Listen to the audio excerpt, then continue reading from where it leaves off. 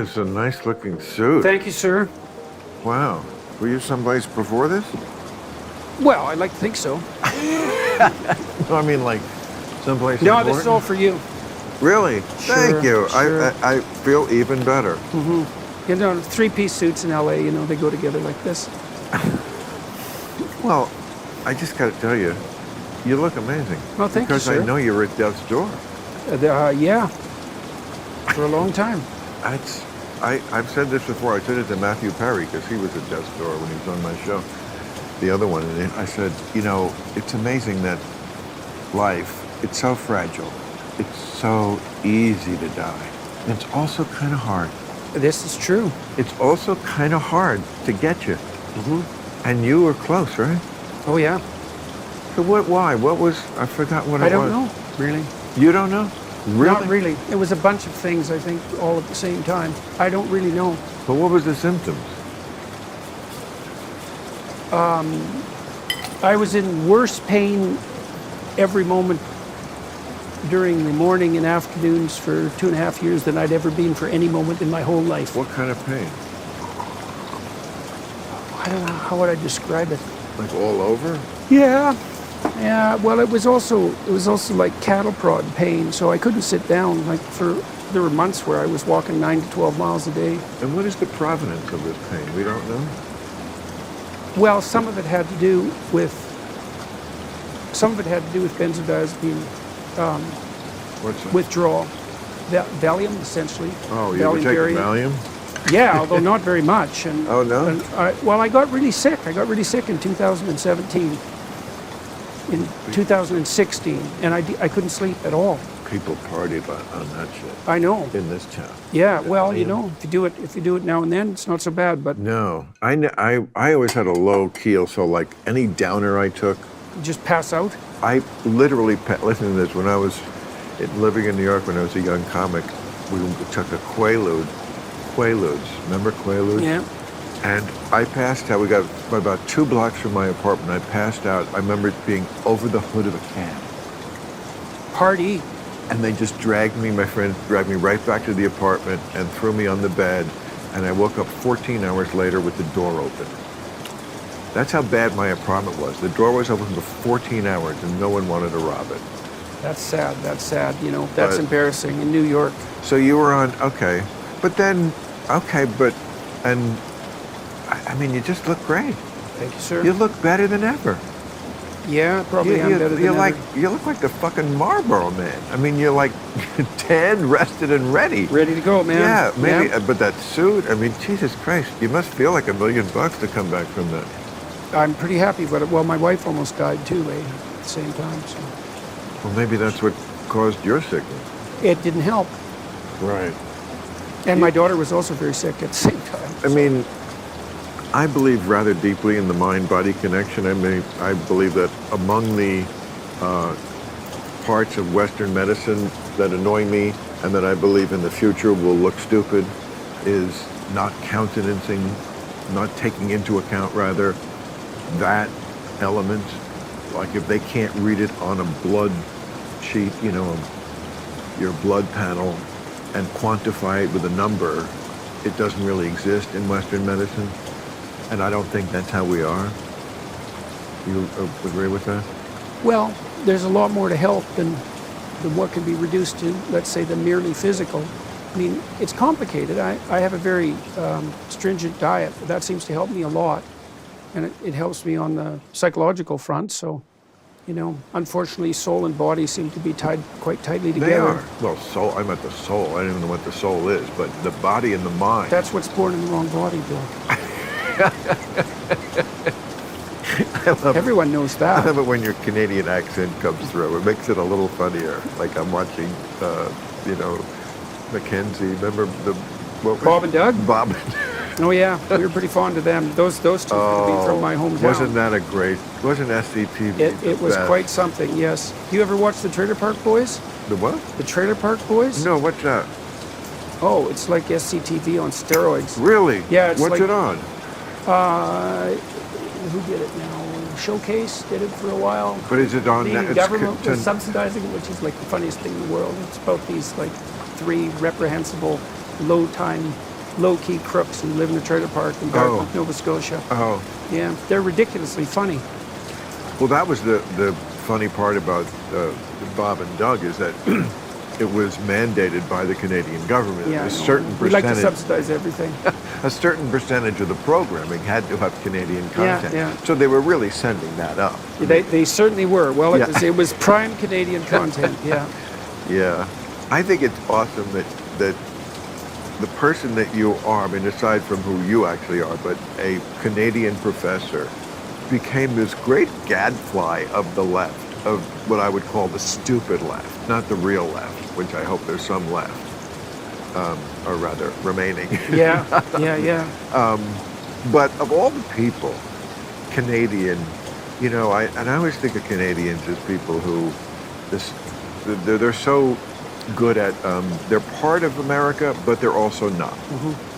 You know, they can be it, but also I feel like they look at us from a distance, and that's why their satire is so great. Yeah. And they're, Well, and there's plenty to make fun about Canada too, so, you know, we like to do that. But it's a terrible thing when Canada's become politically interested. You know, the world is close to ending, and that's the thing. well, and sometimes politically stupid. Well, yeah, often. I mean, I read a quote from Justin Trudeau, which was so dumb.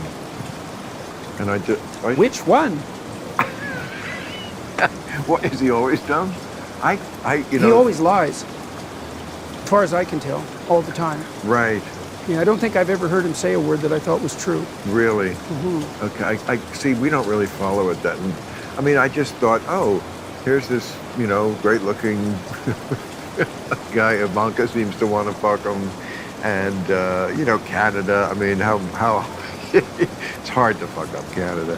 But, yeah, the quote I read was, they asked him something about the protest, because you had a big controversy about protests, right, with the truckers. Truckers, yeah. Right. Yeah. And I think it was where he was referring to them, but the quote was about protests in general. It was something like, we have a vibrant democracy here in Canada, and we value protests, but it was something like, but when you use protest to protest, to object to the policies of the government, I think you're going too far.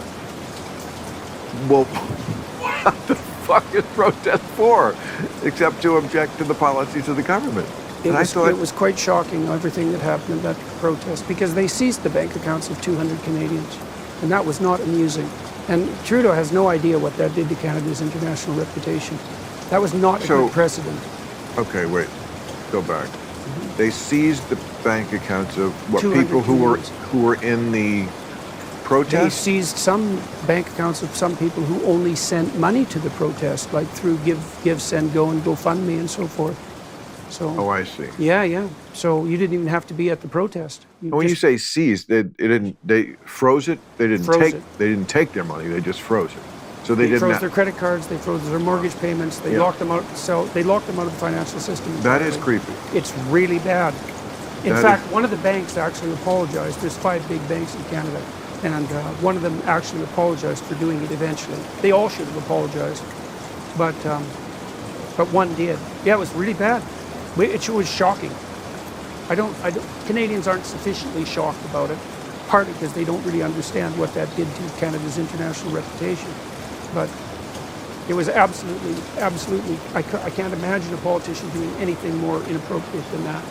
Right? No trial, no real investigation. Plus, Trudeau claimed that the trucker convoy was financed by MAGA, Republican Americans, which is completely preposterous because, first of all, why would MAGA Republican Americans foment dissent in Ottawa? Like, even if they knew where it was, which they don't, and they don't care, and why would they? And so, first of all, it was the Russians. It's like, oh yes, that's the Russians' primary concern. And then it was like literally MAGA Republican Americans funding the trucker protests in Ottawa.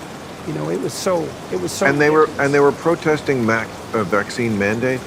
Yeah, essentially, but they were protesting the lockdowns more broadly, I would say. Yeah. And because it was really hard on them. It was hard, obviously. Yes. You were locked down, you know how fun that was. We did real-time right from this room for about 6 months. I did the monologue standing over there, and I did the editorials on the lawn. It was so silly. I still think it's silly. I look back and I think it's even more ridiculous as I learn that so many of the things that I was saying that people were kind of like scoffing at. Well, now I read a report like, yes, using hand sanitizer all the time on your hand is very bad for you because you're bathing yourself in antibiotics, which does seep into your skin. You would never choose to live on antibiotics, right? Things like that. Keeping children masked. That was really bad. I mean, what it's done to both mentally and physically. Yes, and that sort of thing always hurts the poor kids worse, right? Because anytime you intervene in a manner that's going to interfere with educational attainment, it's the people who are barely skating by to begin with who are going to get walloped from it. And that's certainly, the data certainly revealed that that's been the case. So I remember being in Chicago, I believe it was, during maybe it was 21. Yeah, we weren't working at all in 20. Okay, so, and I remember I was talking to the driver taking me in from the airport, and he had a mask on, and my friend who travels with me, and we always would tell drivers everywhere, or anybody, you don't have to have the mask on for me. You know, if you want to break in the day, so you don't have to be breathing your own stale, shitty air for no reason. We'll open the windows to the car, whatever. And this guy said, I know, I'd like to. He said, but my 4-year-old daughter, I came in last night and I didn't have the mask on and she freaked out. So it always stuck with me. They'd gotten a 4-year-old to be panicked when she saw her father without a mask. yeah, right. I mean, where does that fall in your psychology professor world? I mean, what does that do to a person? What's that person going to be like when they're 20? It was also what it did to everyone and what it revealed about everyone. Like, my sense in Canada, Toronto was locked down very badly and people were pretty much on board with it. And my sense in Toronto was that 70% of Torontonians would have worn a mask for the rest of their life without making a peep about it. And 30% of them would have been happy about it because it gave them an opportunity to inform on their neighbors. Oh. And that wasn't cute. Oh. Yeah. Well, in East Germany, like 1/3 of people were government informers. Absolutely. And you think, well, that couldn't happen here. It's like, yeah, it could in about 15 minutes. Yes, the Stasi payroll. Did you ever see the movie The Lives of Others? The German, it won the best Oscar for best foreign language. Yeah, there's a fun society to live in. One of the best movies. I mean, if you're looking for something with subtitles, I would recommend that one highly, people, The Lives of Others. And it was about, yes, what went on under communist East Germany. And he was a playwright, and he was playing ball with the regime. He was kind of on the, a line. He was able to be an artist, but obviously he wasn't. And what they did with the bugging and oh my God, it was how humans can get themselves into those kind of societies. And I suppose we could. You do it by lying. People think that tyranny is the top-down imposition of force on people who would otherwise want to be free. And that's just not true. That isn't how it works at all. A totalitarian state occurs when everyone lies about absolutely everything all the time. And the totalitarian state is the grip of the lie. Now, the politicians, the people who have power in those situations, they lie too, but so does everyone else. There's a story, it's interesting. I've been writing a new book. It's coming out in February. It's called We Who Wrestle with God. And I've been writing about Sodom and Gomorrah and the threat of the destruction of the city. And so the idea is that if a city deviates from the appropriate moral path too blatantly, then all hell will break loose. Of course, that begs the question of what constitutes the appropriate moral pathway. But Abraham intercedes with God on behalf of Sodom and Gomorrah, and he says, first of all, that if there are 40 people, he says, well, you can't destroy the city. When he's talking to God, you can't destroy the city. There's some good people there. And God says, yeah, well, I don't think there's very many. And Abraham says, well, what if there's 40? And God says, well, if you can find 40 decent people, then we'll leave the city alone. And Abraham bargains, and I think he bargains them down to 10.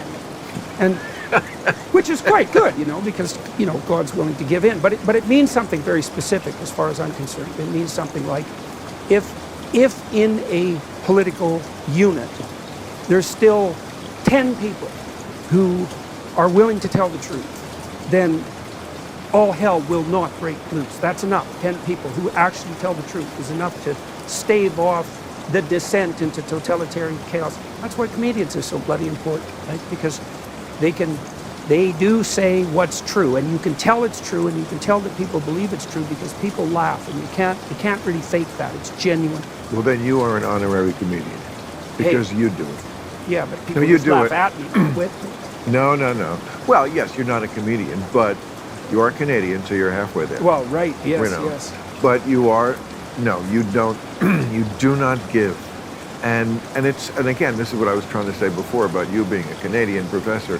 It's like so delicious that you're the thumb in their eye, because it's so much harder to argue with somebody like that, because it's the person that they think they should be on our side. Right, definitely. Canadian academic. I know. How much more milquetoast can you possibly get than a Canadian not professor? milquetoast, but liberal and erudite and sophisticated and all the things we want to think we are, and yet he's not getting on the crazy train with us. And come on, the crazy train is leaving the station. Hey, so I could ask you a question that I've asked like 40 Democrat senators and congressmen, and Robert F. Kennedy, by the way, recently, this question. It's a very hard question, and I don't ask it just, to cause trouble. I'm actually curious. I am ready. When do you think the left goes too far? May I use my lifeline? Yeah, absolutely, absolutely. Call the people who know. Okay. You mean they haven't already? Well, but how do you know? Like, what's a marker when Trump for gets you? reelected? That's when you know. What would you regard as behavior on the left that's unacceptable from the perspective of someone who's essentially liberal? How long have you got? I mean, the theme I've been trying to promulgate as much as I can the last 5 years, partly just in self-defense of people who say I've changed, I have not, is that wokeness is not something that expands on liberalism. It's something that undoes it, and I think you are on the same page generally. I mean, to give a few examples, color blindness. Wanting to have a colorblind society where we don't see race is classic liberalism. Certainly what Obama was going for. That's not wokeism. Wokeism is race is front and center to everything. So that's part of that. So that, to me, that's an extension of the insistence that someone's primary identity is Right. signified by their group. Right. Which again, reason. is exactly what old school liberals were fighting against. Don't characterize somebody by that. Okay, so they completely invert it, and then they get mad at us for somehow we're conservatives now. No, we're not conservatives. You're just not what liberals are. You're doing a different thing, which is fine. We're all allowed to do our thing, but you can't do this whole different thing and then take the term that used to apply but doesn't apply anymore. I mean, there's many colleges that have segregated dorms. Okay, again, you do And you. graduation certificates. And yes, you do you, but this is not liberalism, okay? And certainly in the realm of gender, I mean,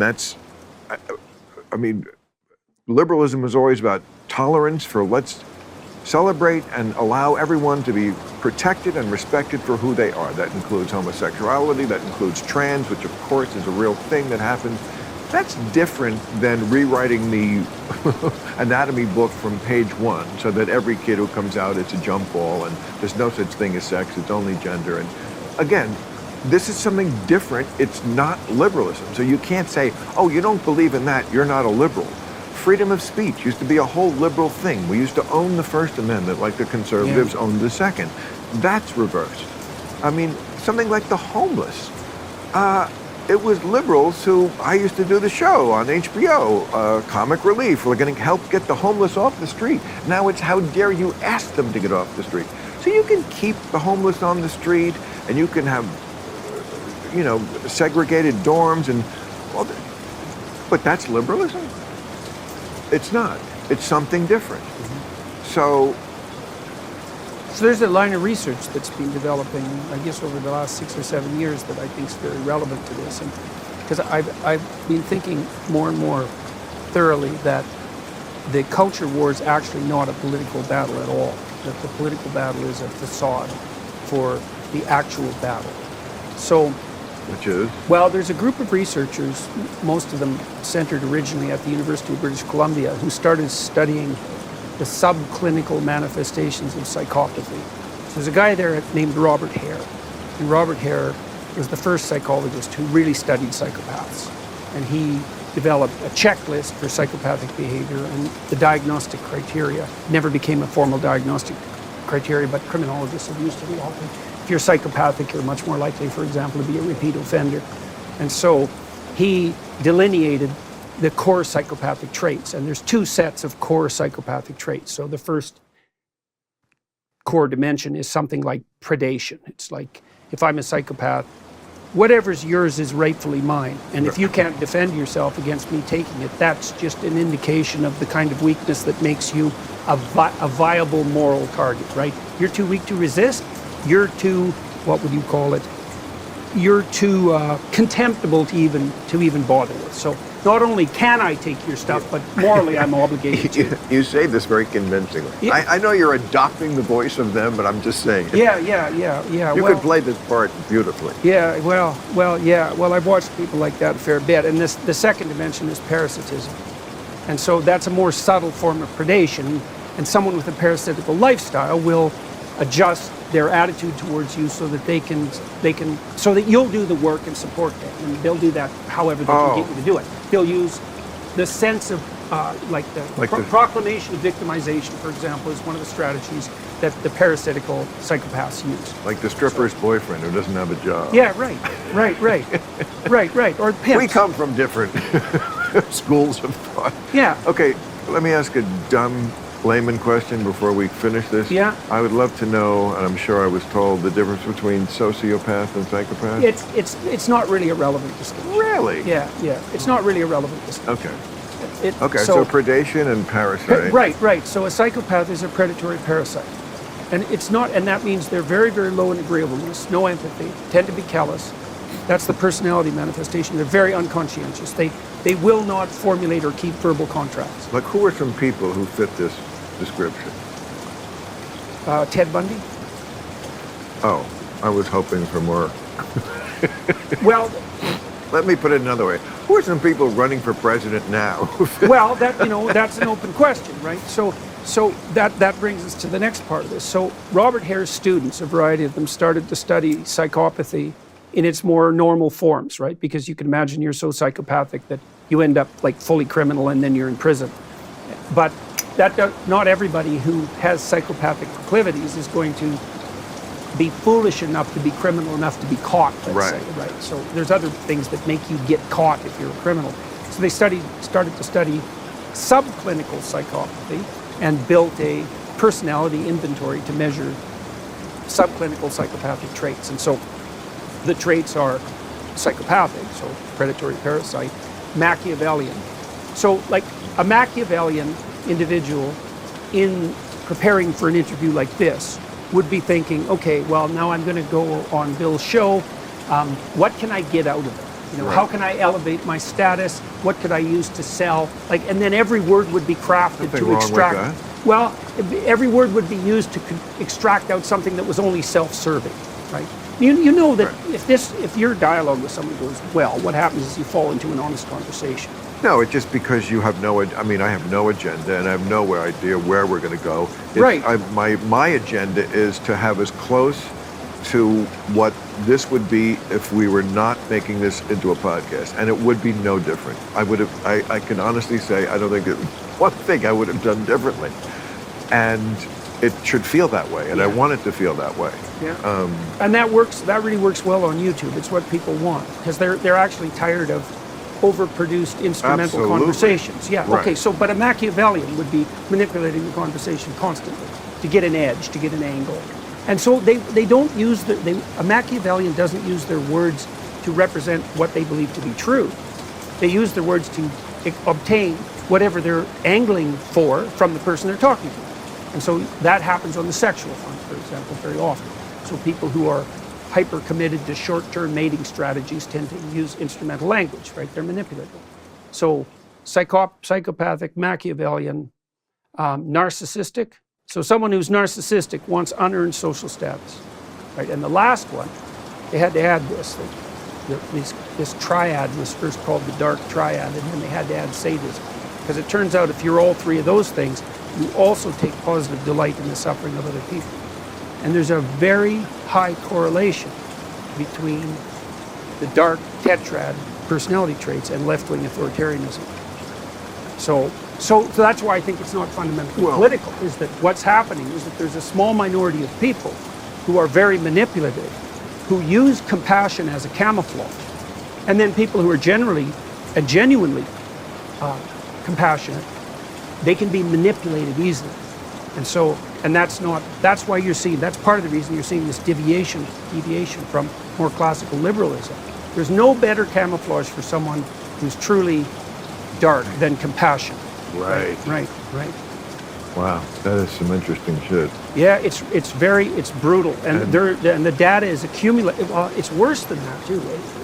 It really quite frightens me, because 3% of the population has these traits basically, and that's stable cross-culturally. And what seems to happen is if it falls to 1%, everybody forgets that people like that exist, and so then when they pop up, they can be successful. But if it gets up to about 5%, then everybody thinks, oh, the psychopaths are here, and they start beating them back. And so they stabilize around 3%, right? Any more than that presents a positive danger to the integrity of the state itself. Now, I think we enable the psychopaths online, because I think that online communication circumvents all our defenses. Yeah, well, there's accruing literature on that front too, because the online troll types who do nothing but cause trouble online and have these personality traits. And what's going to happen if it tips past the 3% to 5% or 10%? Well, that's what happened in the Russian Revolution. Like, what happens if those people get the upper hand? They like to dance in the ruins, man. Right. You bet. And they're out for mayhem. Right. And they're drunk on the elixir of revolution. Well, they're not going to be successful pursuing their manipulations in a society that's actually predicated on work. So they want to flip things upside down because they can rape the runes. That's a good way of thinking about it. Right. Yeah. It's very bad. And I really am concerned that, see, because we virtualize communication, right? And that means that there's certain defenses that we have against being exploited that are no longer making themselves manifest. So you can say anything you want online, and nothing, especially if you're anonymous, and nothing will happen to you. And you can bring any kind of accusation against anyone at zero cost to yourself. Right. And that's not good. Like it might be like fatally not good, because something is driving polarization. 80% Americans agree on most political issues with about an 80% overlap, right? But we're getting polarized. It's like, well, what the hell changed? Well, how about the entire mode? How about all of our modes of communication, right? They've radically changed, and they certainly enable reputation savaging, gossip mongering, cancellation, all of that. It's way easier online. Not just a difference in degree, a difference in kind. Yeah, different. Absolutely. I've had this argument with people on my show say, oh, that's what they said when radio came in and TV. It's like in computers. No, it's different. It really is different, because there isn't this addictive quality to it. It's a difference in kind. It's the cell phone is more like a pacemaker than a television set. I was able to turn off the television set, even though I liked I Dream of Jeannie and Bonanza and whatever. I could have watched it, but I wasn't addicted to it. And they're addicted to it. And you're right, it has changed the wiring. As someone said about another thing, we're building the plane as we're flying it, especially with kids. Yeah. But yeah, and we're doing very strange things on the sexual front too. Oh, very. So I think 35% of internet. Yeah, well, exactly, and in Hollywood in general, 35% of internet traffic is pornographic, and that's a lot. About 42 in my house, but I take your point. It's so funny. Women like to say that they're morally superior to men, and in many ways they are. But I never understood why being more interested in shopping than pornography made you morally superior. Because if you look at what most women go to on the internet, it's shopping sites. And what women like verbal pornography. Well, That's their. It's true. It's what, true. meaning So dirty there's, talk? there's a typical no pornographic stories, but not visual. Like men are pornographic visually, women are pornographic semantically.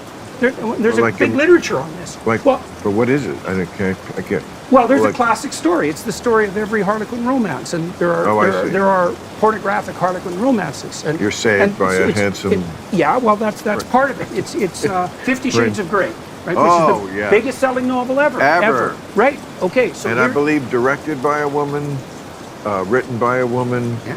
and certainly enjoyed by women. yes, right at the height of Me Too, by the way. Yes. Well, the first one may.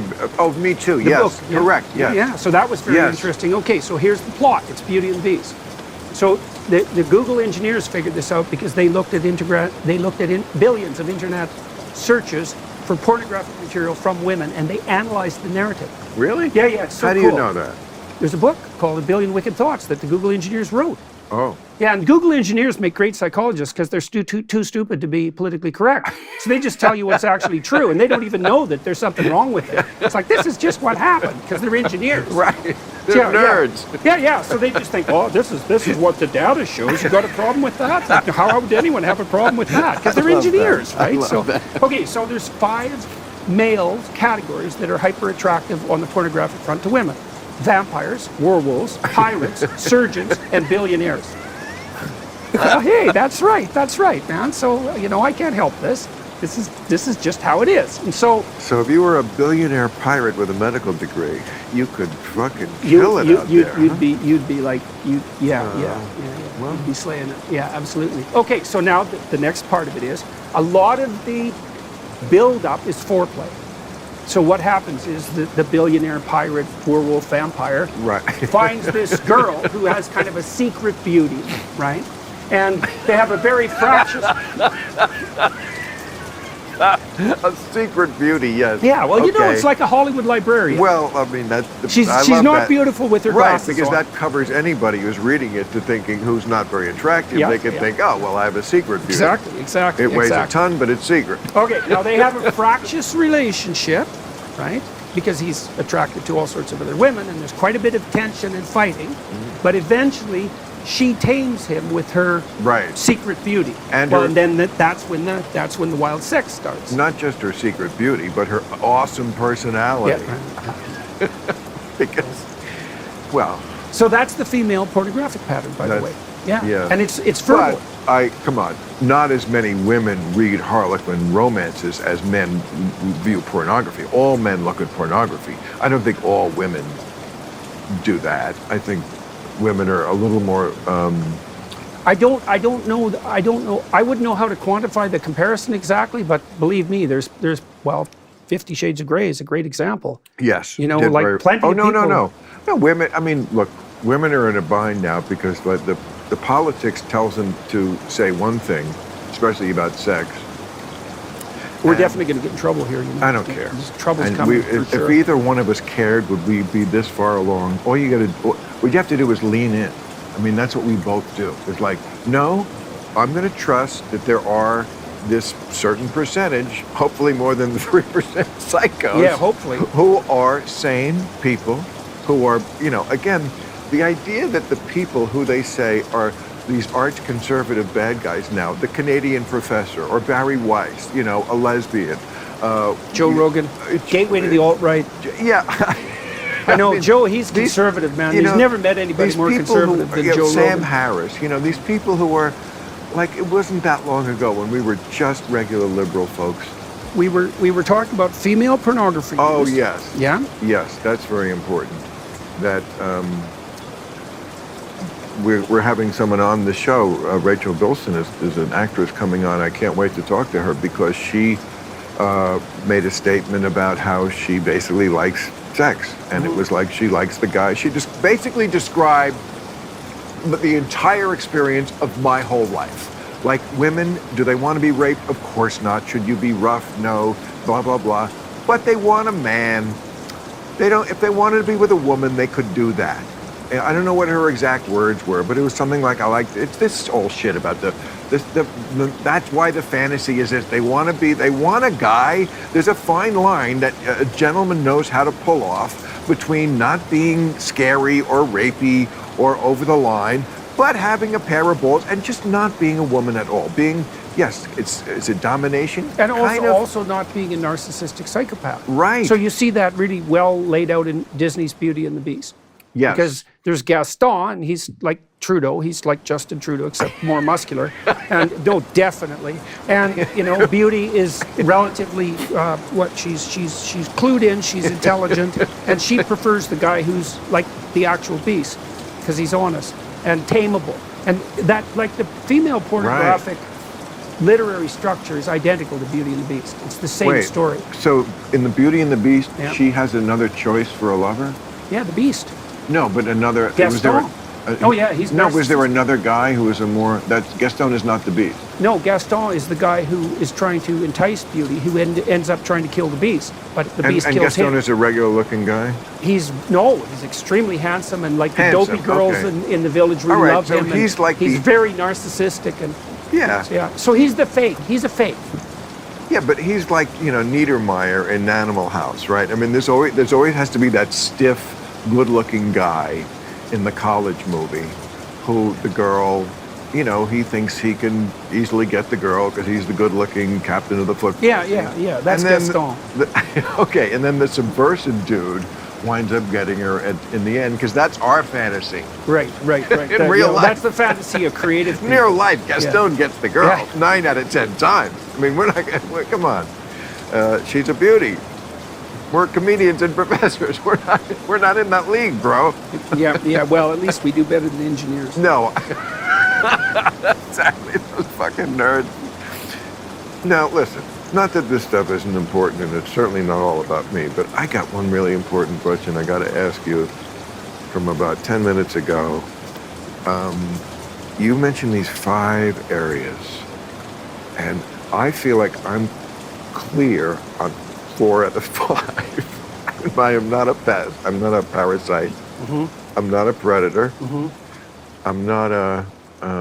Machiavellian? That's the one I'm a little iffy on. Let's go back. What are the other two? A narcissist? I'm not that. Sadist. No. Okay, well, good. So- The sadist part, that's very good. So, It's best not to one be. question. You're the doc.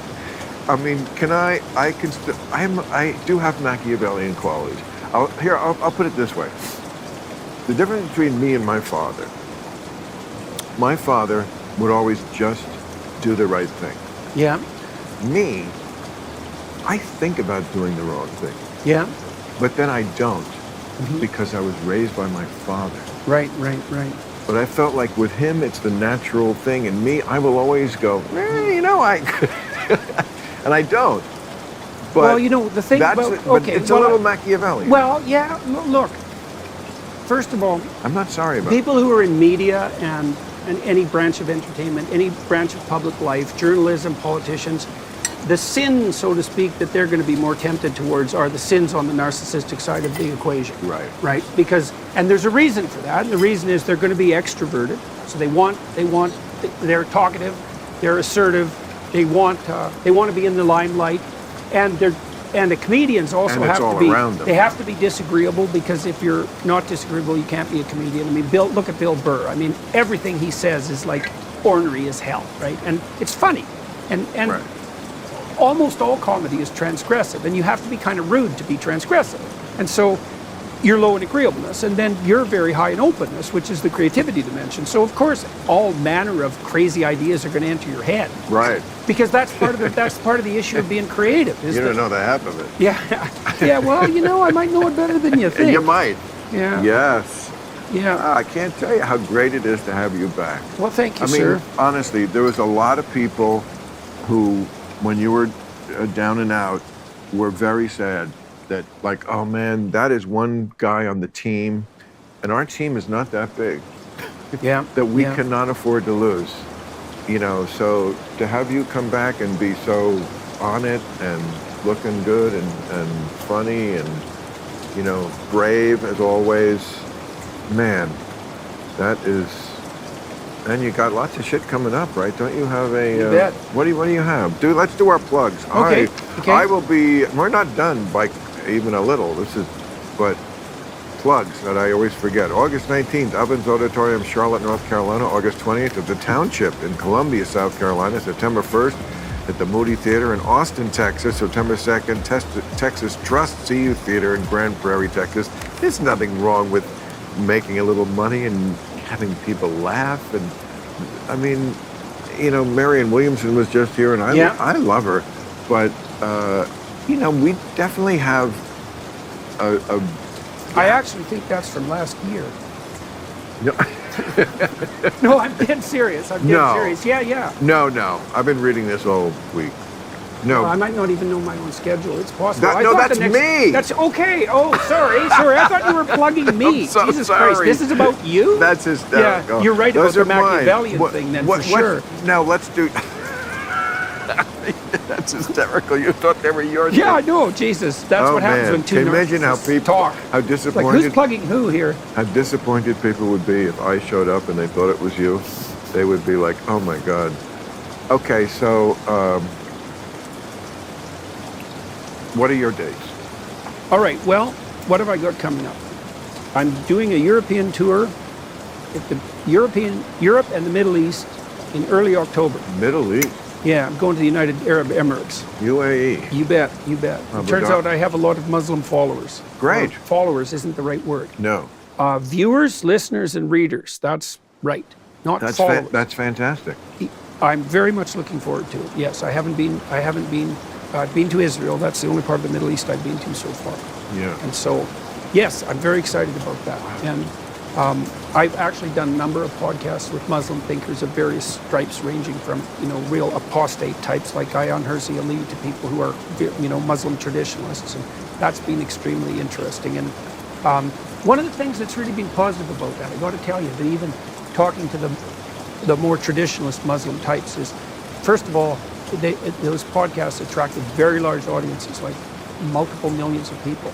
And the fundamental comment, like, because I read a lot of comments about my YouTube podcasts, the most common podcasts by far were expressions of relief on the part of Muslims that they were part of the conversation. Right. So that was really heartening to see. There must be such a hunger and a earthquake waiting to happen in the Islamic world for, you know, I mean, look, I've taken my lumps, especially after 9/11, talking, I think, honestly about the problem. The same thing Sam Harris has identified so beautifully, that there is a unique problem with the religion, whatever religion it is at any time in history, that is the most fundamentalist.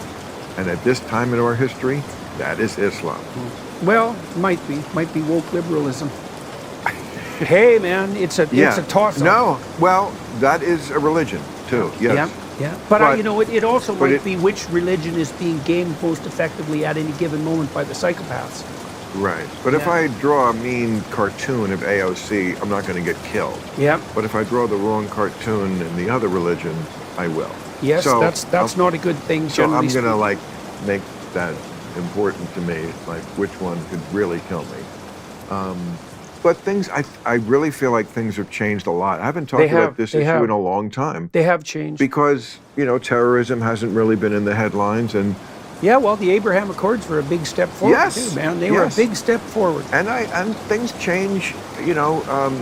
I thought it was, just amused me. There was I think, must be in Minnesota, I think, where there's a large Muslim population. I forget the city, but the liberals, they were very proud of themselves that they elected a majority Muslim school board, which then during Pride Month refused to do the Pride flag thing. And they were like, oh, and that's always the conundrum liberals have found themselves in, which I always ridiculed, and of course they hated me for it, that how can you be liberal and because they're a minority or a different religion or their skin is brown, support them in the most illiberal actions, you know, just the way the women with the, really, we're putting a fucking tarp over a woman's head?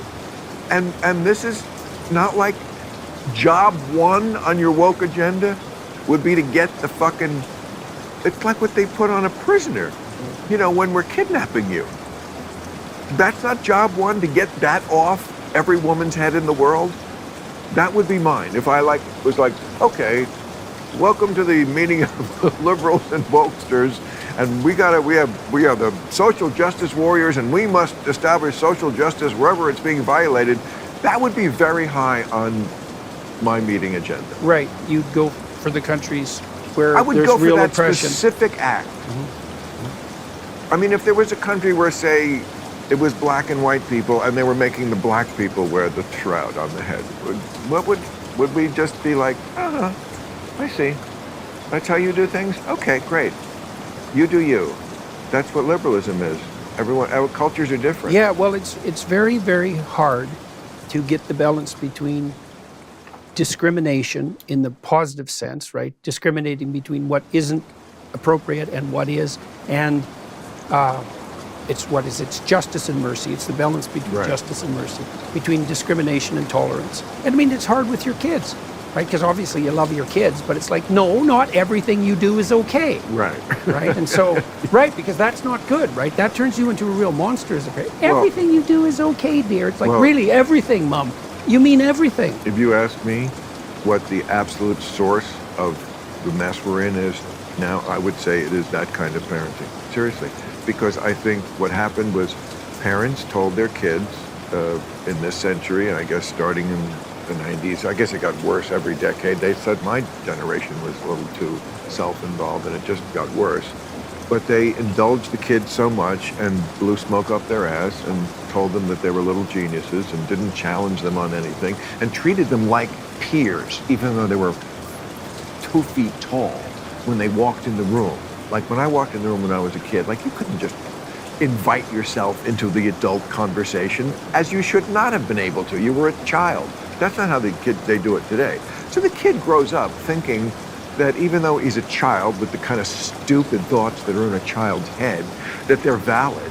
And then those thoughts become like what that generation that then starts running the media outlets and so forth puts out there. So I read headlines in actual esteemed magazines and newspapers like the one I read about women, it was in the Atlantic. I think the name of the article was Separating Sports by Sex Doesn't Make Sense. It does, of course. They actually wrote the line. It was something like keeping the binary in sports reinforces the idea that men are bigger and stronger and faster than women. That's not an idea. You see what I mean about, like, this is insanity, but it was said by some kid who's young enough to think it's true or just want it to be true, and no adult ever said, that's just crazy. So I've been trying to figure out why this has happened, and you can generically attribute it to a kind of moral decay, but that's not very precise. And so there's a bunch of things that have happened in the last 60 years that I think have contributed to this. And some of them are very complex. So one of them is parents are a lot older than they used to be, right? They have many, many fewer children. Yeah. Right? And so that's a really interesting one because that means that comparatively speaking, each child is hyper-valued. And obviously there's some utility in that, but there's some real danger in it too. Yes. Children don't have a lot of siblings. The thing about siblings is they take the narcissism out of you because your siblings compete like mad for attention. And if you're like center of the universe among your brothers and sisters, they're not going to be very happy about that. Right. Right. So like, and parents now are as old as grandparents were historically. Yeah. Right. So those are radical shifts. And there's another thing that I've noticed too is that because the separation between the generations now is longer in terms of years by double, there's also there's real impediments to the intergenerational transmission of knowledge about parenting. I was just working with my son the other day with a little bit of a discipline problem he was having with his 14-month-old who was getting pretty bossy. And my son doesn't take a lot of nonsense. He's not a pushover, but he didn't know what to do. And I suggested to him what to do. I told him what to do, but he couldn't do it. I went there with him and showed him how to do it, and then he could do it. But he couldn't do it by being told. And what were you doing with the kid? Well, when she got squawky and demanding, I just put her in the crib. Oh, I see. Just squawk, until you're done, and then you can come out again. And as soon as Right. you're peaceful, you can come out. I see. You know, because And even at that age, they can oh, get, absolutely. they get that? 9 months. Really? 9 months. Oh, yes, absolutely. Now it depends on the kid. Like, Right. not all kids are going to be like that. Right. But the kids that are more extroverted and disagreeable are going to be like that. But even So- before they can talk, they can think. Oh, well, Well, obviously yes. They don't. First of all, they're understanding that you're making a demand of them. oh, well, and kids are going to use whatever tools they have at hand They're so to get Machiavellian. attention. Yes, they're Well, Machiavellian Yes, kids. yes, they are. They Yeah. are, and then some kids are more Machiavellian than others, and Yeah. there can be real advantages in that too. Right. Like a kid who isn't a pushover can be socialized with extreme precision, right? Because they're pushing, they're checking out to see where the boundaries are, and so they can really learn to be socially sophisticated. But they're also a handful, so you know you don't get a benefit without a cost. Anyways, it was interesting to watch because even though he's not a pushover, he couldn't figure out exactly what to do without having it acted out. And so now we're extending the gap between generations, and so I think we've interfered with the intergenerational transmission of parenting knowledge. It's not that easy to know when to put the disciplinary boundary on a child. You know, it's a very complicated thing to do, and it's hard on mothers in particular because up till the age of about 9 months, whenever your child manifests any sign of distress, your job as a mother is to assume the child is 100% correct and fix the distress. But at some point, there's a transition because Right. a lot of the distress now becomes anger, and it can become manipulative anger. And so now you have to step back and you have to think, well, now, kid, everything that you're bitching about, you can't get. Right. But it's really hard for mothers to make that transition because they've had to care for this creature for like 9 months and do exactly what they were bidden to do immediately. And all of that was appropriate. And so there's a complex shift that has to take place, and it isn't obvious to me that people can do that alone. So there's lots of factors that have led to this. Then there's another one. You tell me what you think about this. This is actually one of the flaws, I think, of liberalism per se. So, like, I've thought of myself, I think, for my whole life as a classic liberal, but I've started to understand the limitations of the liberal philosophy on a broader scale. You tell me what you think about this. So, and it centers on issues of identity. And I think clinical psychologists and psychiatrists have also been part and parcel of this relatively pathological transformations. Like, everyone should be free as they can possibly be. It's like, yes, but that only works, that set of principles only works in a society that's bounded by nested relationships. So let's think about how you might be if you were functioning optimally. I'd say, well, my psyche would be arranged properly. It's all subjective. Right? My mental health, my subjective mental health is tip-top and paramount, and that's within me. What's nested? Well, okay, here's what you have to be sane, as far as I can tell. Like, it's pretty hard to be sane unless you have some continuous, direct, relatively intimate relationships. Because you're going to have Right. parts of you that are going to go Sure. astray. And I unless agree. you have someone around to whack you on a Right. regular basis, you're going to degenerate there. All right, so let's say you need an intimate relationship to keep you bounded, both of you, right? Because I think you take the typical man and woman and you put them together, they sort of approximate one sane person. Really? Yeah, and that it's in that interaction that the sanity emerges. It's not inside, it's in the interaction. And then your friends bind you, right? Because if you're boring, they don't listen to you. And if you're annoying, they turn away from you. And like, you're getting social cues all the time about where you're drifting, right? And so you have your friends that keep you in line, you have your extended family. And not to interrupt, but that's why stars Yes, that's right. become self-destructive, Yeah. because the friends are really all become hangers-on Yeah. who want to curry favor Yeah. and never tell them the truth. Right. Exactly. Well, then what happens? Then whatever What happens insanity is is there multiplies. You die straining on the toilet. Yeah, right. That happens. Right. Sorry. Okay, so you see, that isn't really But- how we conceptualize mental health. Now we think of it as something that's within, but But wait, you said relationship, yeah, friends, Family, extended family. Yeah, but then there's more. There's community. Well, there's the political organizations around you. There's your business relationships. Like, you're nested in a hierarchy of social relationships. And if you can take those for granted, then you can say, like the English liberals did when they established liberalism, then you can be free. Yeah, but you have to be nested in all those relationships before that freedom doesn't just make you drift into some insane direction. And now we've got this situation where we tell young people, well, you can be whatever you want to be. It's like, you mean whatever? Well, no, but seriously, right? Because if you're a girl and you can be a boy, you can be whatever you want to be. When I was a kid and we said to a kid, what do you want to be when you grow up? We meant like fireman. Right. We didn't mean like girl. We also didn't mean drag queen. No. And there's nothing wrong with a drag queen. But why? In a club at night in New York, in Soho. Exactly. Why that's a hill the Democrats want to die on, I have no idea. All I can say is that's what happens when there's this institutional capture of what I don't think most Democrats, most liberals are in league with what the far left is saying. They just are afraid of them. Yeah, right. Well, they're just afraid of them. There's good reason to be afraid of psychopaths. They will take. Well, look, yes. I've known at least 200 people who've been canceled. Like, I have a very wide network of canceled people, and virtually every single one of them, when they got canceled, responded to it about the same way you would respond to either a very, very bad court battle or a very, very bad illness. Like, it really wipes people out. Now, you get the odd person. Douglas Murray is like this, by the way. He's up for the fight, right? He's a hard guy to cancel and put in the corner. Right. But most people who are canceled, man, it just devastates No, them. that's why I said when you got sick, I feel like there's a little team.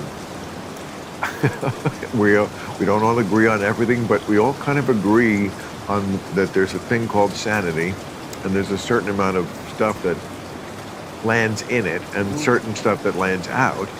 And we don't have to agree. We kind of like the fact that we don't have to agree on everything, but we're... Well, you don't learn otherwise, do you? We don't learn, but, you know, in general, we don't have that many things to disagree on. So, yeah, I agree. The idea that we would lose any member of the team, this little Avengers squad that we have, I feel like is very threatening. Because I feel like there are people who only think all day long about how to cancel people, how to get rid of people. That is their raison d'etre, and they would like to think of themselves as social justice warriors, and they're just fucking mean girls. It's not about the worrying, and it's not about the social, and it's not about the justice nearly as much as it is about, I got this scalp on my wall, and that's look, that's the sadism part. That's right. You bet. I found somebody who's less morally aware than me and my friends because they didn't get the memo about Latinx. We say Latinx now. Oh, shut up, fetch girl. Yeah. You know. Well, and it's interesting too that you bring up the issue of mean girls, because there are male patterns of antisocial behavior and there are female patterns. And the male pattern tends to tilt towards physical violence, which is partly why almost everyone who's in prison is male, because we really put the clamps down on physical violence. Right. But the female antisocial pattern, which is well established, by the way, in the clinical literature, is reputation savaging, gossip mongering, and exclusion. And it scales online. Oh, wait, say that again? Reputation savaging.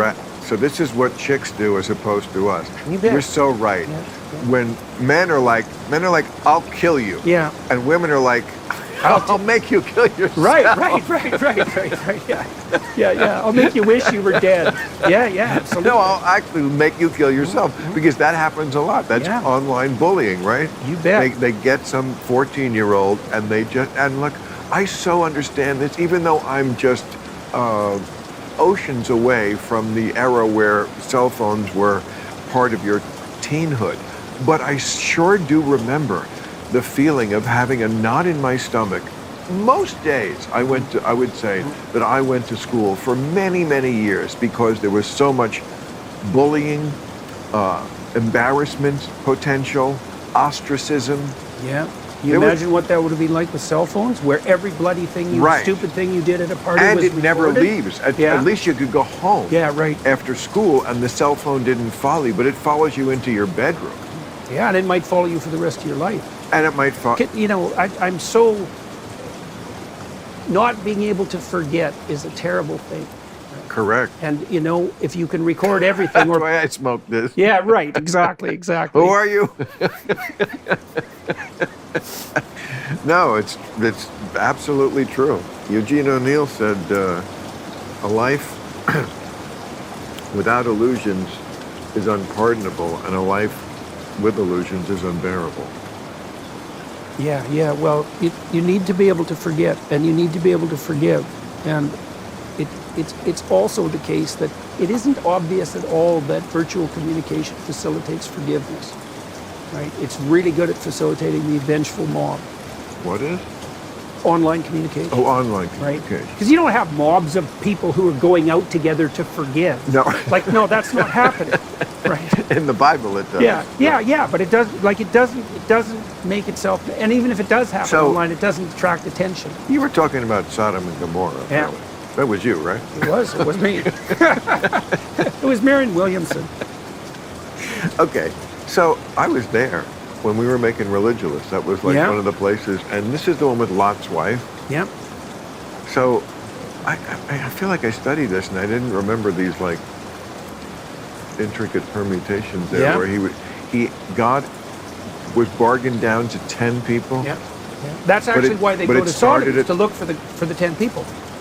But it started at 40. Started at I 40. mean, I just love the way they love the Bible, and it's the greatest book, and they swear on it, but it has these things that are like comically stupid and corrupt. I mean, God is so corrupt in the Bible. I mean, you can bargain humans.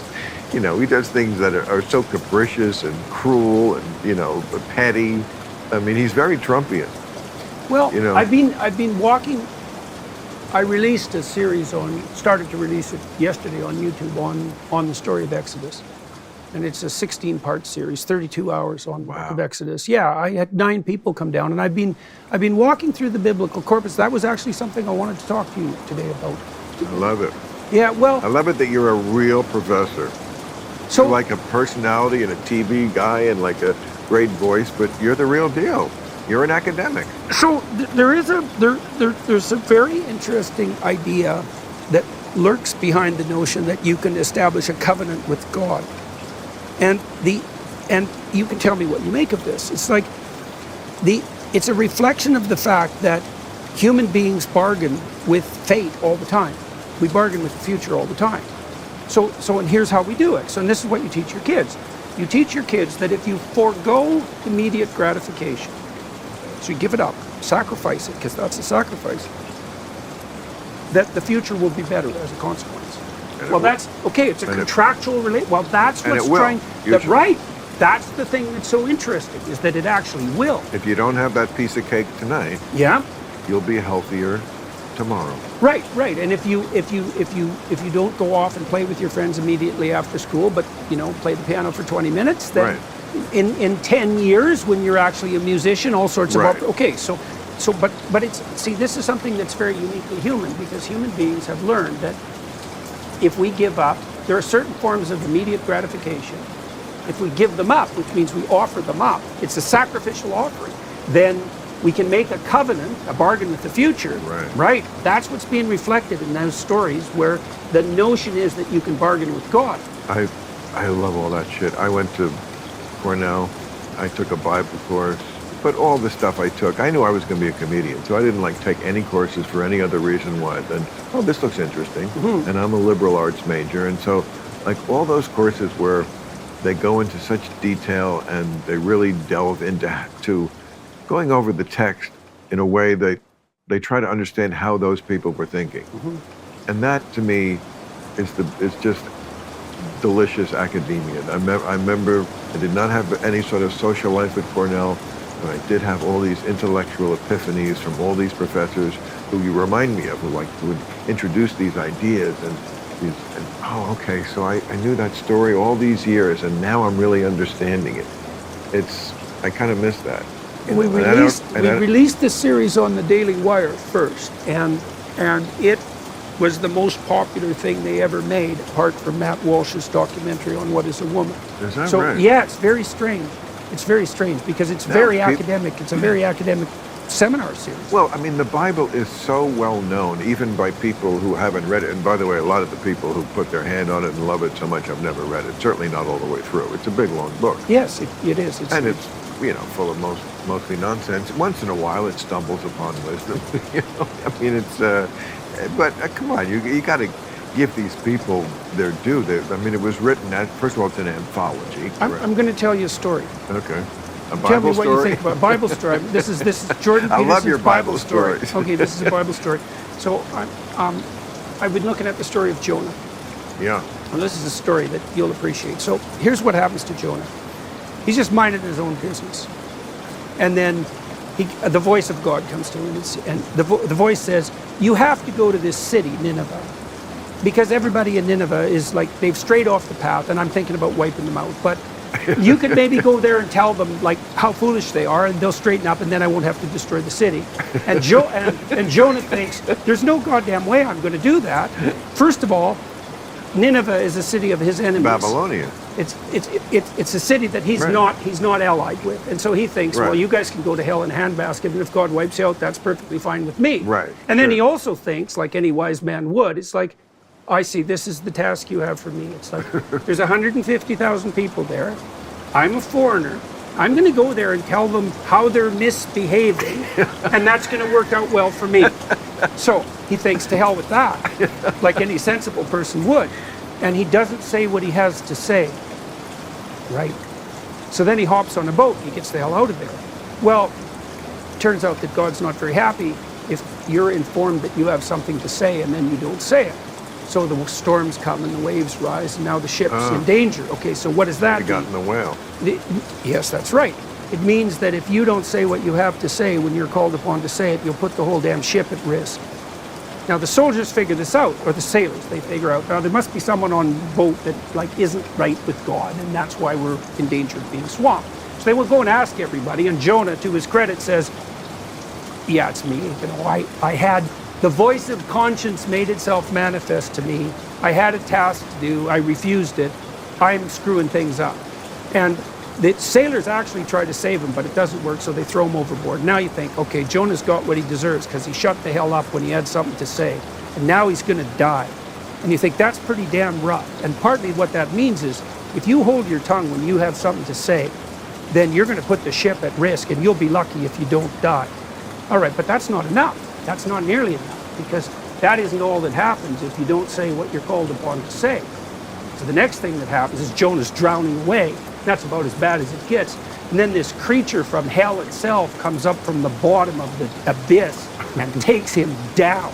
And so now he's in hell for 3 days. And so that's the next part of the story, which is that if you're called upon to say what you have to say and you refuse it, like, you'll end up in a place where you wish you were dead. Wait, not the whale? That's the whale. Oh, okay. But it's the same thing. Like, that in the story, the whale is described as hell. It's exactly the same idea. In Religulous, the guy who was arguing with me, and he said, this point was very important. He said, the Bible does not say whale, it says big fish. Okay, well now it makes perfect sense. Yeah, well, it's the thing. Well, what it is, it's a representation of the thing that dwells in the dark. It's so interesting that you see the lessons in these, and I just always read these things as like super fucking stupid from the Bronze Age, you know, and obviously they were telling people something. I mean, whoever wrote this had a message in mind. Well, they were trying to figure out by telling stories how the state itself got corrupted. And this is one of those stories. So the story is, here's how the state gets corrupted. You're called upon to tell your fellow man, enemy or not, when they're not behaving properly. When your conscience tells you to do that, you're called upon to do that.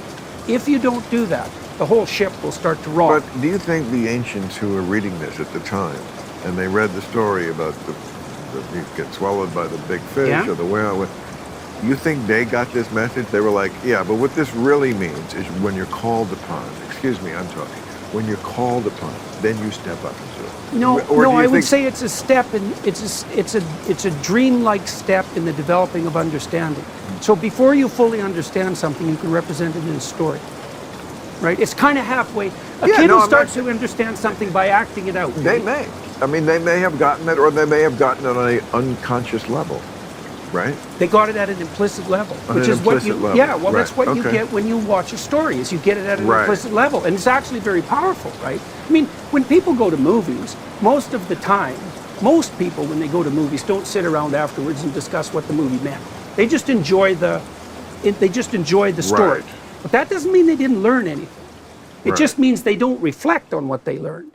Now, the people who came up with these stories, they were telling the stories because the stories were really interesting. But the question is, a deeper question is, well, why the hell was that story interesting? And why was it remembered? And so what happens to Jonah is that he's in the whale for 3 days. And then he thinks, now I'm in hell. Okay, I'm gonna repent of my inadequacy. I'm willing to say what I have to say. So the whale spits him up on the beach.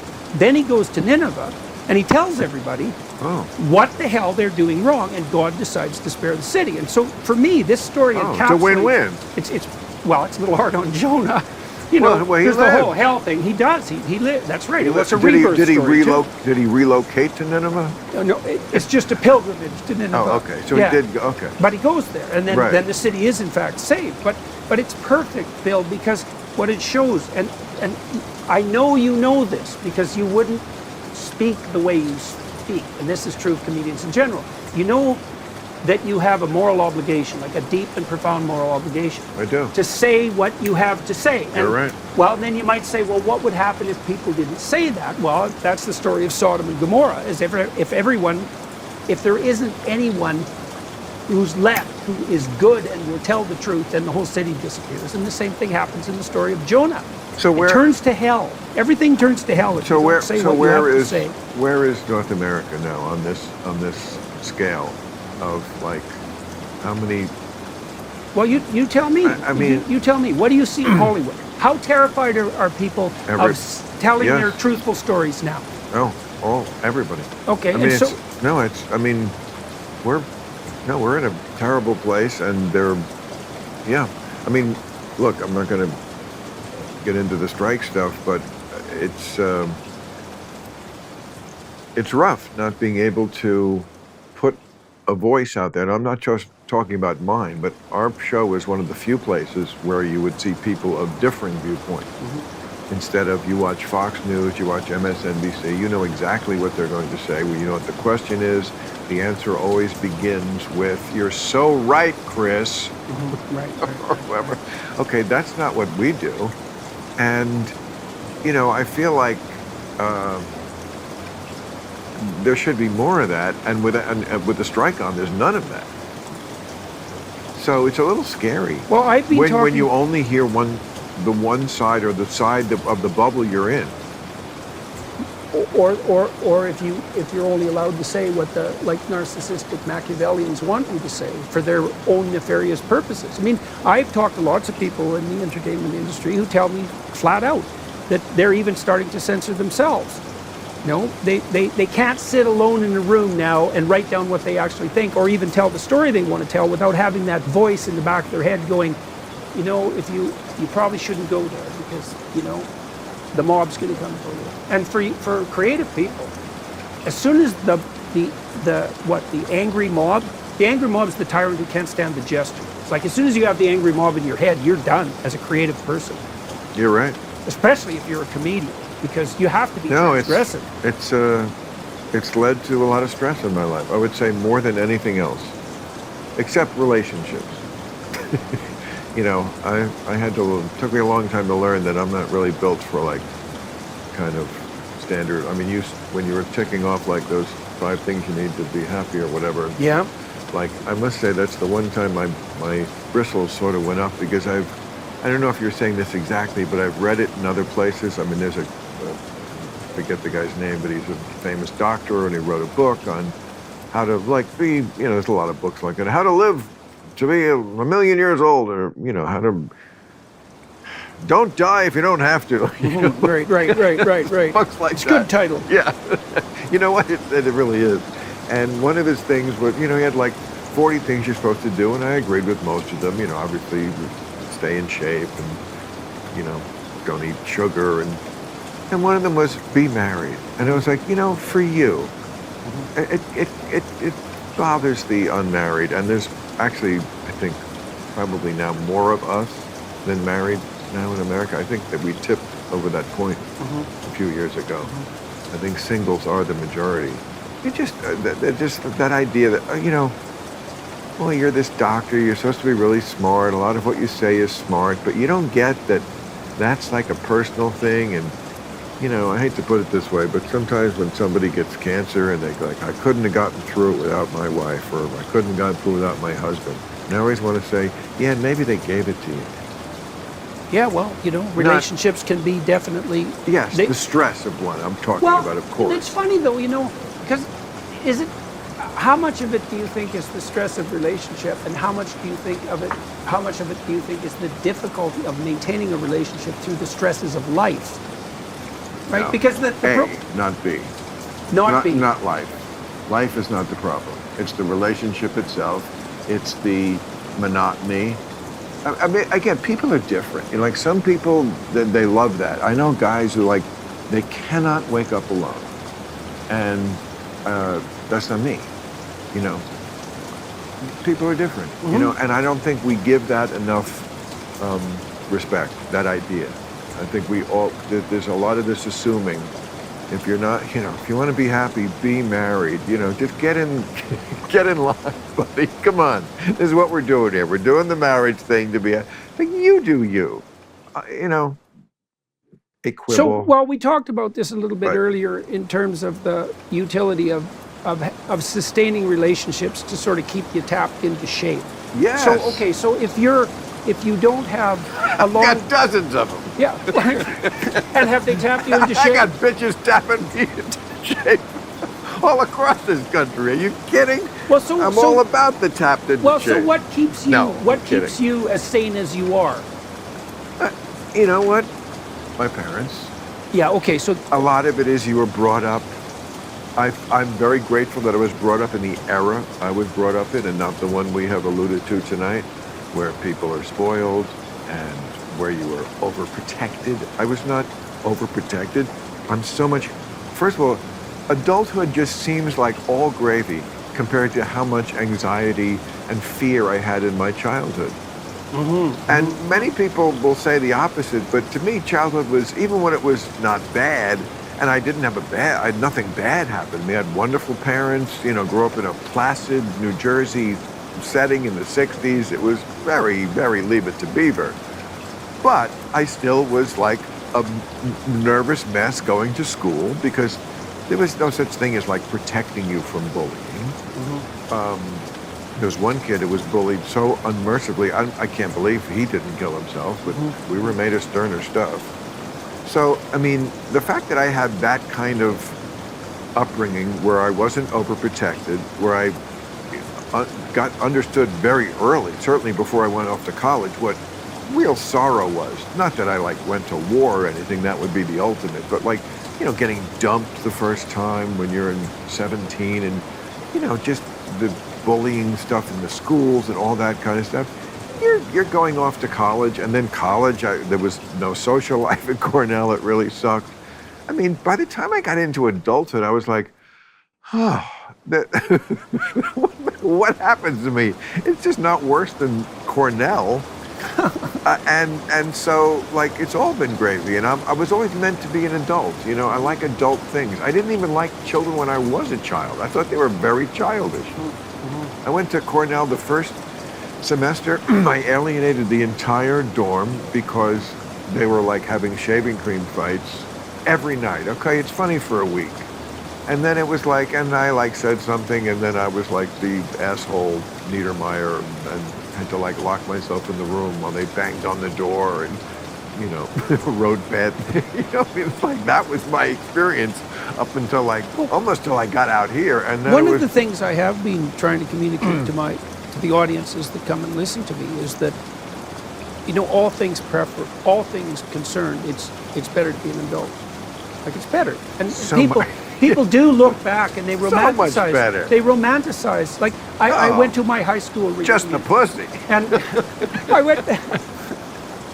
I went back to my high school reunion and after like 25 years, and it had many of the stereotype features of such events, and one of them was this nostalgia for, let's say, junior high. And I Right. swore to myself in junior high, I looked around at my friends, and I thought, people keep telling us these are the best years of our lives.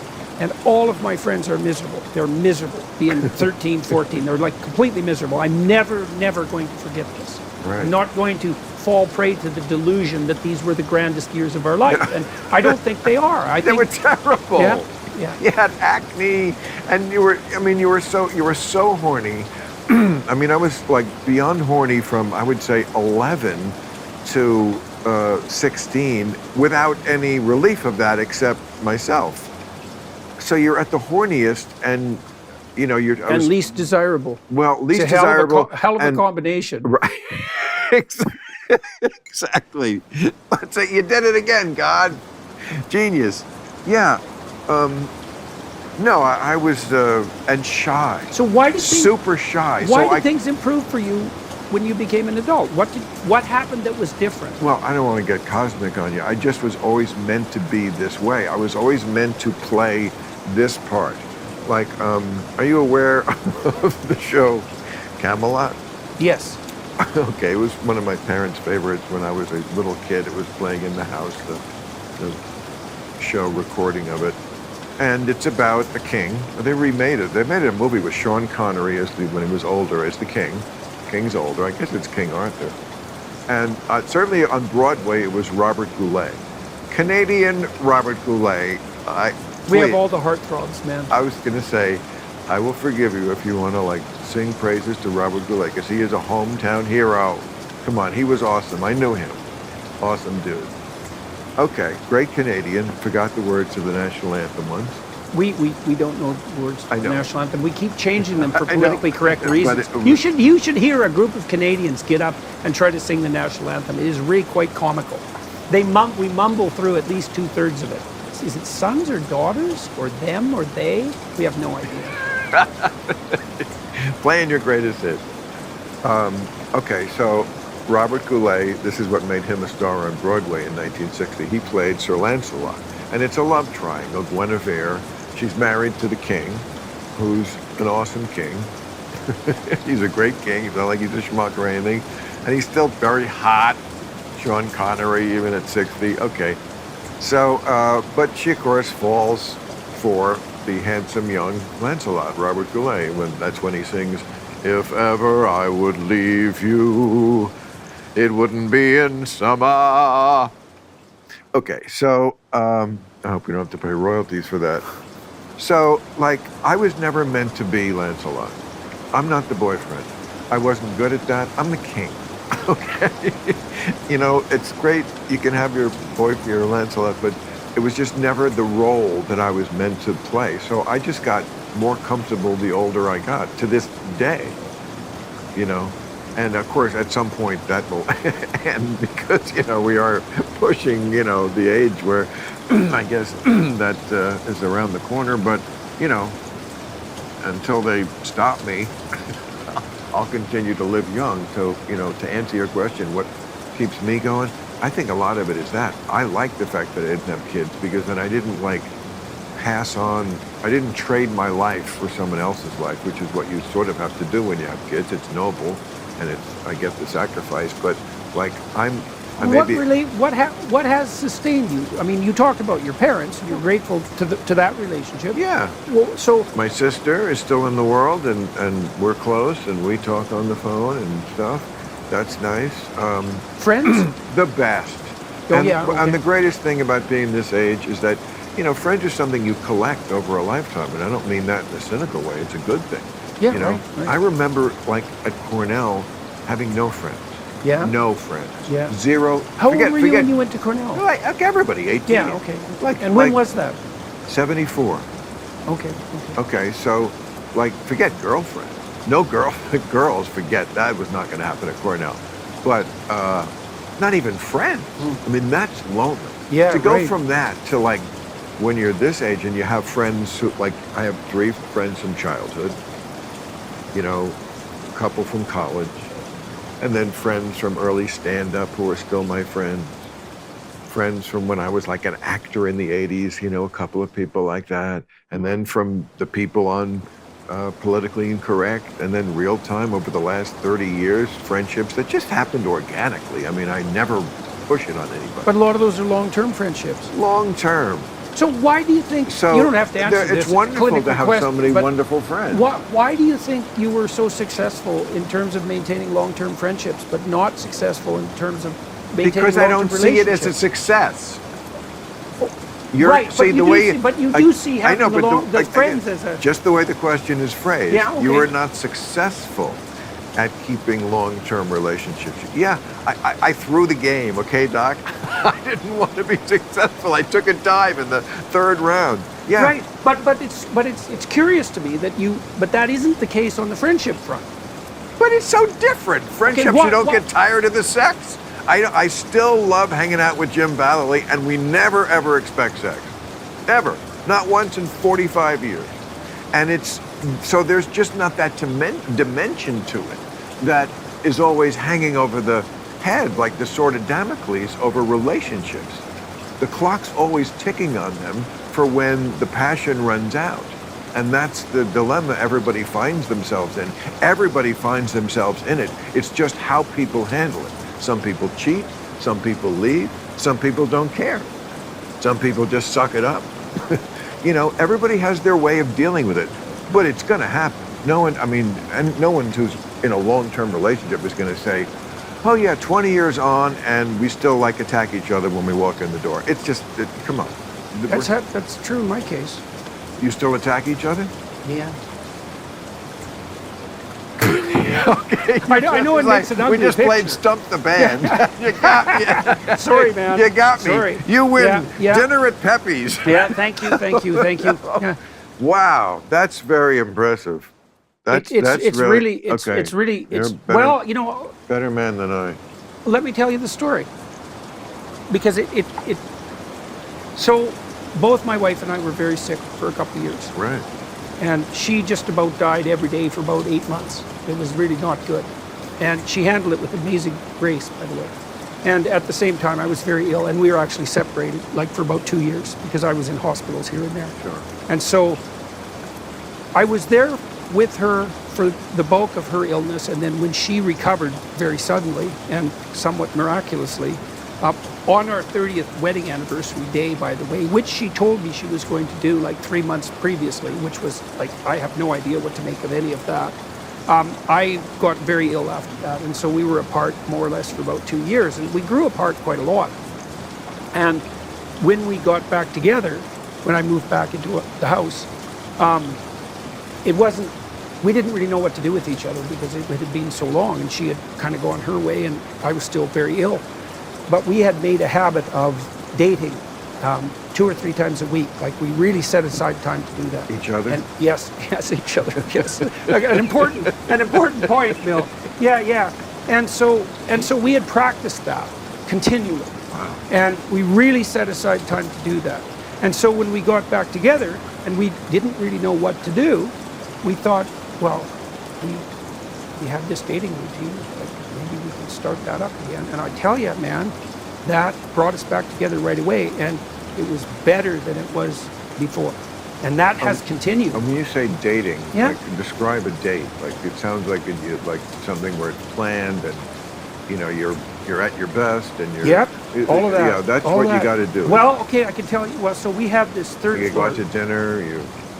We generally don't, because I can't go out in public that much, you know, because, Look at you. well, you know, so, Fucking A. So- Cannot go out in public. I love it. well, not be private, right?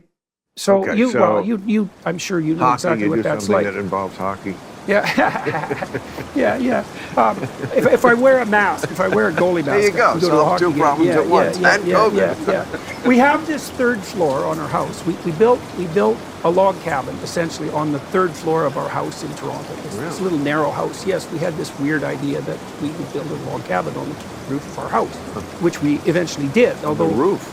yes, we tore off the roof and we put a third floor on that's basically a log cabin. Holy Except crow. we had an Indian guy, Native Canadian actually, come and help us design it. And it's full of totem poles and beautiful Really? native art. Yeah, it's a crazy place. It's all wood. It has great acoustics. It's it's not much bigger than this place. It's about the same size as the place that we're in right now. And Do you let Elizabeth Warren stay there for free? I would if she asked, you know. It's only polite. So, and it has great acoustics. It has a great sound system. We go up there and dance, and it's beautiful. I have like Dance? Yeah, we go up there and dance, and we have these I have laser light show up Oh there, my which is God. real fun. And Do you know how many women just came right now? The idea that this like erudite, good-looking guy, you got the George Hamilton tan. I don't know how a fucking Canadian gets a tan like that. Or I guess you're here in California. hey, man, Okay. Insta-tan. Wow. Like, to know that there's a guy in the world who is like that with somebody he's been with for 30 years, that is the ultimate pussy boner for women. I mean, seriously. That wettens panties from here to Kuala Lumpur. I'm telling Well, you. so that's a good move. So But there's it's true. There's a place in LA Right? called Trashy.com. Trashy.com. Trashy lingerie. Yeah, that's it. Okay, so I had a membership card in 1988. Okay, so you know the place well. So about 20 years ago, something like that, I bought like 100 pieces of lingerie for my wife. Whoa, 100? Yeah, a whole bunch, like a boatload. Yes. What a baller. Yeah. It was, and then she wore them, and that took care of the novelty problem. By the way, The novelty. Oh, really? it helped a lot. Well, yes. I mean, it's the same. and it was a form of play, you know. Oh, of course. I mean, let me tell you, you're low maintenance because, I mean, the idea that just different lingerie could, because it's still the same person in there. I mean, that's my problem. But, You know that people can be very complicated, right? And they can show you different sides of themselves. Also you know? lingerie. If you can play well. very complicated. Yeah. Well, fair enough. But she played long, you know, and that made a big difference.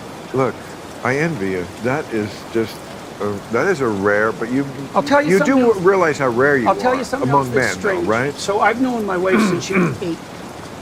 So we've known each other for 52 years. Wow. And we were childhood friends. And I really liked her when we were kids. Like, I was probably in love with her. Before you were Kids. even pubic? Yeah. She lived across the street. She was one of my friends. And we kind of separated because I was young. I was a young kid in my class because I skipped a grade. And so she physically matured like 2 years before me. And then she was gone for like 4 years, essentially. But we were very close friends when we were kids. And there was romantic attraction there at that age. And now when I see her, I swear this is true. When I see her, I can see her at every single age of her life at the same time. It's really magical. Okay, they all just came again. I can. I was rehearsing all of this before the show, No, Bill. I mean, if you weren't sincere about it, they wouldn't come. But they're coming. I mean, because you are obviously sincere. You can't make this shit up. No. No, you cannot make No, this it's shit also up. hard to Not even believe. Tom Hanks can make this shit up.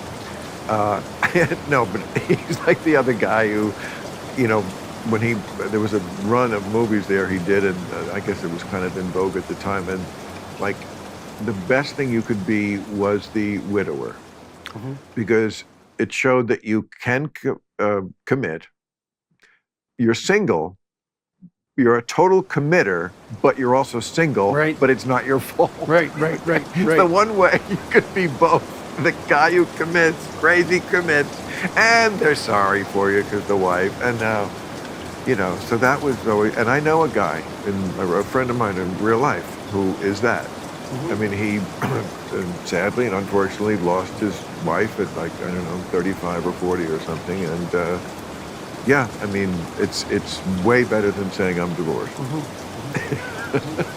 Well, you said you said I don't want to put words in your mouth, but from what I understood, from what you told me was that the integration of sex into a relationship was what fragmented your intimate relationships. It was hard to manage that. You have these long-term friendships, but the sexual element was something that didn't integrate well. Let's not talk about it like I'm some weird science project. Yes, I was experiencing what 98% of the world goes through, which is they get fucking bored of each other, because no matter how interesting a person is, if you live with them every fucking day, no one is that interesting. You're not, I'm not. We're good now because we're like getting drunk, forcing it all together, but like, it can't always be that way. It's very difficult. It's very difficult to maintain. Well, I'll tell you something else that happened. This was interesting. You know, I was out on tour with my wife, right? And we've toured a lot. Like we've been in like 500 cities in 3 years. Like it's 4 years, something like that. It's crazy. We're on the road all the time. And one time last March when we were touring, Tammy had enough. She for a variety of reasons. I wasn't feeling very well again, and she just had enough of touring, so she went home for a while. And she liked to be on tour, and so she went home and she sat down and she thought, like, well, what the hell do I have to do to want to continue being on tour? And a little voice came to her and said, you have to get your own room.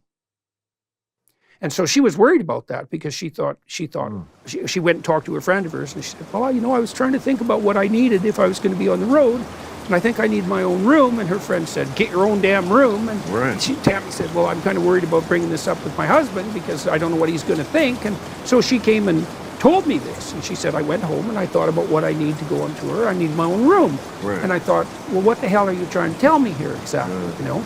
Right. But then I thought, because I trusted her, right? And she's an honest person. Like, we swore when we got married that we wouldn't lie to each other. And she really took that even more serious than me, and I took it seriously. So she doesn't lie to me, and so if she tells me that she thought through something in a particular way, I can believe it. Thank God. Hey, it's not a rejection. It's the smart move. Well, that's what I realized that quite quickly. Look, 10% of life is completely disgusting. Everything that happens in the bathroom, including brushing your teeth. Like, I don't want to watch someone brush their teeth, and that's hardly the grossest thing that happens in the bathroom. I just think it's gross. These things need to happen alone. Well, we also realized it's like, if you live in a house with someone, you don't live in the same room. And we're not on the road. We live on the road. I know, but you kind of do. And you certainly sleep together, right? You're in the same room about, probably at least 40%. Right. That's a lot of time. It is a lot of time. With another human being. It just is. We don't know exactly how much time you have to spend together and apart to maintain that novelty. Like, and it's a real complicated thing. I know. Well. Wait, finally I got an answer to one, Doc. No. Well, you said quite straightforwardly that there's a privacy boundary that you want to maintain. Oh. Right. But that's not unreasonable. Again, right? I'm not the only one who's told these kind of stories, but I've heard it many times. Like a woman will say, I was totally into this guy, and then we decided to kind of like get closer, and one night he just burped in front of me, and I was like, oh, we're not burping now, are we? Yeah, and he goes, oh, I'm feeling gassy. I was like, okay. Like, there is a moment when it just, the part that makes it tingly gets killed. I remember somebody else's, a friend of mine's wife told me, we were talking about, I don't know what, but she was telling me about like marriage, and I said, she was being very pessimistic about it. And I said, when did it all go south like that? And she said, the first time I had to wash his underwear. We don't have to get graphic about it, but I know exactly what that means. And it's like, you can't unsee that, and like, maybe you're made of sterner stuff. I think you are, definitely. But some of us just, like, we can't manage those two things. There's a singer, I think it's Meghan Trainor, who has a love toilet seat with her husband. Like, they shit next to each other. To me, this is like the opposite end of the spectrum I'm on. Like, if that's, maybe I'm anal, ironically, because they're actually shitting together. But yes, I guess that makes me anal, and that's whatever that is, which I think is nuts. But I think that has a lot to do. I mean, was it Freud or Erickson, one of those dudes who said, like, everything is like in our personality packed in the first couple of years. So that kind of thing with me probably dictated a lot about this, right? I don't want to wake up with somebody necessarily. I can, and it's going to be great, but like, I don't need that. But I do need like and people my own bathroom. Well, one of the things that has happened since, so we talked this through, and I said, look, if you think you need your own room and that's going to make the tours work better, like, partly because our schedules weren't aligned exactly. I would be up later at night than her. Of course. Right. Well, how can they be? Just right? the temperature. I remember having a girlfriend. We used to fight. We'd have thermometer wars. Like I'd wake up and because she wanted it hot and I wanted it cold, sleeping. I'd wake up, it would be 80. And then I'd move it to 62 because like, okay, we gotta, I know you're gonna fuck with this at some point. So what sort of way, what, wouldn't it be just easier to get separate rooms? So you did, I'm hoping, get separate rooms and absolutely. And it worked, right? It worked amazingly well. I think it was partly too because she got away from me enough to miss me. And you know, exactly. Yeah. Well, the problem with that continual take it for granted intimacy means that there's no deprivation, right? And you have to be deprived of someone to some degree before you get interested in them, and so you can get satiated with. You know what the number one mistake, I'm getting this from women, that young guys make with girls is like, they meet, okay, the girl likes it, okay, think he's cute, he isn't like a psycho, give their number, and then instead of just like being cool about it and like hitting him up the next day, hey, great to meet you, let's talk soon, they like bombard them.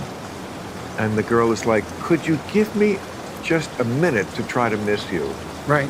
Before we start, you know? Yeah. And it's like, they just tip their hand of their insecurity and their desperation. Well, and I think it's probably even more important to give women space to miss you because women prefer sex at less frequency than men. And so if you don't give your woman more space than you might even want to give her, given your likely difference in sexual temperament, then she isn't going to get a chance to miss you. I mean, that's not always true. No, it's not. No, it's not always true. It's not always true. But it's reliably true. But true. it's great that after you went through everything you went through health-wise, that the old skin bus still can drive into Tuna Town. Yes. Yeah. Well, you know, I mean, you have to. You want to know what you should be pleased about in life, right? And that's the thing about. That's one of the things about getting older. It's like, well, what are you pleased about? Well, things still work. Yeah. It's like it's a lower threshold. Well, that Fran Lebowitz has the great observation that she says, you know, when people go, you look great. She said, yeah, remember, nobody really says it to you when you're young. Right. They only say that when it's a surprise. You look great. It's like, you're decrepit. You look way better than you should. That's really the chyron underneath your head. Definitely. It's definitely. You know, for your age or... Yeah. But you do. And your advanced state of basic repulsion. I'm so glad. Don't look nearly as awful as you could. So glad you're killing it. I could talk to you all night, but I'm not going to take advantage. So anytime I can do anything for you, I'm your biggest fan, and I don't care who knows it. And I hope we see each other. You can come often. to this conference that I'm hosting in London in October. Okay, that's not going to happen. No? No, I don't travel overseas anymore. Oh, how come? You know, I'm just not a great traveler. Never was. I'm a nervous traveler. The last 2 times I went to Europe, I never got over the jet lag. Never slept right, like never slept more than 4 hours, and so that affects like. That's not fun. This is too much information. Some people travel easily and well, and I increasingly, as I get older, especially, I think, you know, I backpacked across Europe with zero money when I was 21. Yeah. So, you know. But it's different, and I'm just, you know, I mean, a lot of traveling is just, oh my gosh, wondrous and delightful. And some of it is trying to cut open an orange at 2 a.m. with a can opener because there's no knife in the room. And it's, you know, it's just, when I get home, it's like such a relief from a trip. So Well, I you thought, said, though, that you were doing some touring or some appearances in anyway. America. Yeah, okay, And, okay, you know, I see. I do weekends. You know, I do Friday, Saturday, and I come home after the second show Saturday, so I'm not gone that long. And And are these basically stand-up comedy gigs? absolutely. Uh-huh. Yeah, that's fun. Very stand-up Yeah, and that's very comedy. when I'm on the road with Tammy. One of the things we often do is go to stand-up comedy shows. But someday we should do this live. Yeah, that'd be fun. That would be fun and get a good crowd. Yeah, that'd be fun. We should do that at the Great to Sphere see in you. Los Still such a thing as the public intellectual. Yeah. The audience is not as big as I'm sure it was, perhaps at different eras in our history, but it still exists, and it's large enough to got you this nice suit. It did.